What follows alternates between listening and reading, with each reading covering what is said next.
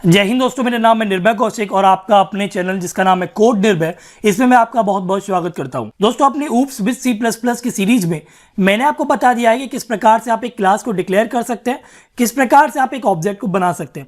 आज की इस वीडियो में हम जानेंगे कि हमारे जो क्लास के डाटा मेंबर्स होते हैं या फिर हम उन्हें एट्रीब्यूट्स बोलते हैं, उनको हम किस प्रकार से ऑब्जेक्ट की मदद से एक्सेस कर सकते हैं। तो आज की इस वीडियो को स्टार्ट करने से पहले मैं आपको कहूंगा कि अगर आप इस चैनल पर पहली बार आए तो कृपया इस चैनल को जरूर सब्सक्राइब कीजिएगा, क्योंकि मैं समय समय पर आपके लिए ऐसी ही वीडियोस लाता रहता हूं। सो दोस्तों, अपना कैसा बर्बाद देखिए, अब वीडियो को स्टार्ट करते हैं। तो सबसे पहले आपको लिखना होगा हैश इंक्लूड iostream.h या फिर iostream सिंपली, ये सब आपको पता ही होगा। देन आपको लिखना यूजिंग नेम स्पेस std। अब आपको एक क्लास को डिक्लेयर करना है तो आप लिख दीजिए क्लास कीवर्ड का आप यूज कीजिए। देन आप क्लास का कोई भी नाम आप यहाँ पर रख सकते हैं। तो मैं यहाँ पर क्लास का नाम रख देता हूँ टेस्टिंग। तो हमारी क्लास का नाम क्या है? टेस्टिंग क्लास का नाम है। देन क्लास की बॉडी आप किस प्रकार से स्टार्ट करेंगे? आप कर्ली ब्रैकेट को ओपन करेंगे और कर्ली ब्रैकेट को क्लोज करेंगे। पर आपको यहाँ पर ध्यान देना है, जो आपका क्लोजिंग कर्ली ब्रैकेट है उसके बाद आपको लिखना है सेमी कॉलन। ठीक है, तो यही आपका प्रॉपर सिंटैक्स C++ के अंदर एक क्लास को डिक्लेयर करने का। कर्ली ब्रैकेट को क्लोज करते ही आपको सेमीकोलन लगाना ही लगाना है। अब बात आ रही है हमारी डाटा मेंबर्स की या फिर एट्रीब्यूट्स की, तो उसका मतलब होता है हमारा एक तरीके से एक वेरिएबल।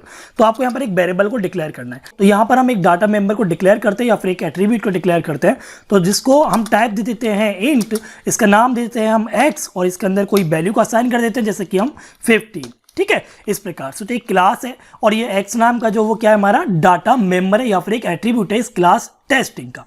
अब हमारा काम क्या है कि हम एक ऑब्जेक्ट बना रहे हैं और उस ऑब्जेक्ट की मदद से इस x को एक्सेस करना है। तो वह हम किस प्रकार से करेंगे? अब आपको लिखना है इंट मेन फंक्शन और मेन फंक्शन की बॉडी। अब क्योंकि आपका मेन फंक्शन इंटीजर टाइप की वैल्यू को रिटर्न करेगा तो इसलिए रिटर्न 0।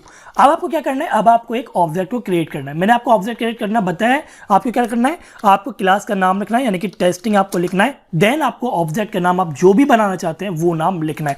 तो मैं यहाँ पर देता हूँ OBJ, यानी कि ऑब्जेक्ट हम उसे मान लेते हैं। ऑब्जेक्ट का नाम क्या है यहाँ पर? हमारा OBJ।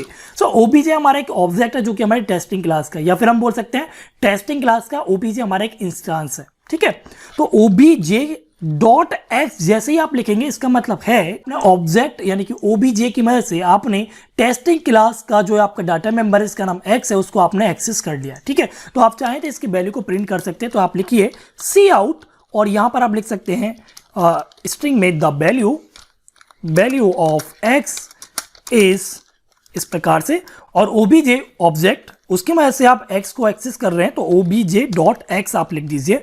तो ऐसे में क्या होगा, इस ऑब्जेक्ट की मदद से आप x की वैल्यू को एक्सेस कर पाएंगे।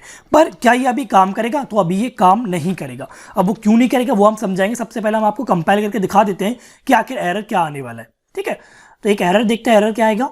देखिए यहां पर लिखा हुआ है नोट डिक्लेयर्ड प्राइवेट है, यानी कि जो x है आपका वो प्राइवेट है। इसका मतलब ये है कि आप x को इस क्लास से बाहर डायरेक्टली एक्सेस नहीं कर सकते। अब इसका सॉल्यूशन ये है कि आप इसे पब्लिक कर दीजिए। पब्लिक लिखकर आप यहां पर कॉलन लगा दीजिए। इसका मतलब क्या है? ये पब्लिक जो आपने लिखा है इसका मतलब है आपका एक्सेस स्पेसिफायर। पब्लिक का मतलब है आप इस x को इस क्लास के बाहर एक ऑब्जेक्ट की मदद से क्या कर सकते हैं? एक्सेस कर सकते हैं। पर अगर ये पब्लिक नहीं है, अगर ये प्राइवेट है, तो प्राइवेट का मतलब है कि आप इस क्लास के बाहर इस x को एक्सेस नहीं कर सकते हैं यूजिंग ऑब्जेक्ट। तो अगर आप यहाँ पर पब्लिक लिखते हैं तो ठीक है, इसे आप बाहर यूज कर सकते हैं। अगर आप यहाँ प्राइवेट लिखते हैं तो ठीक है, आप इसे क्लास के अंदर तक ही यूज कर सकते हैं, बाहर यूज नहीं करते। पर फिलहाल तो आपने यहाँ पर ना तो पब्लिक लिखा हुआ था ना ही प्राइवेट लिखा हुआ था, फिर क्यों एरर आ रहा था? देखिए डिफॉल्ट आपका जो डाटा मेंबर या एट्रीब्यूट होता है C++ के अंदर, एक क्लास के अंदर, वो आपका डिफॉल्ट में प्राइवेट ही होता है। तो इसलिए आपको क्या लिखना पड़ेगा?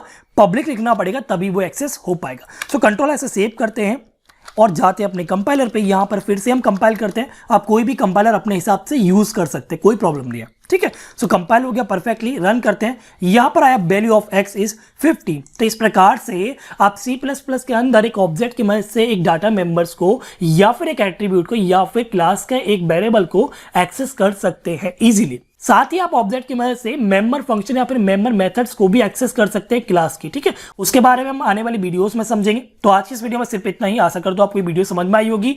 एक ऑब्जेक्ट की मदद से किस प्रकार से आप डाटा मेंबर को एक्सेस कर सकते हैं आपको समझ में आया होगा।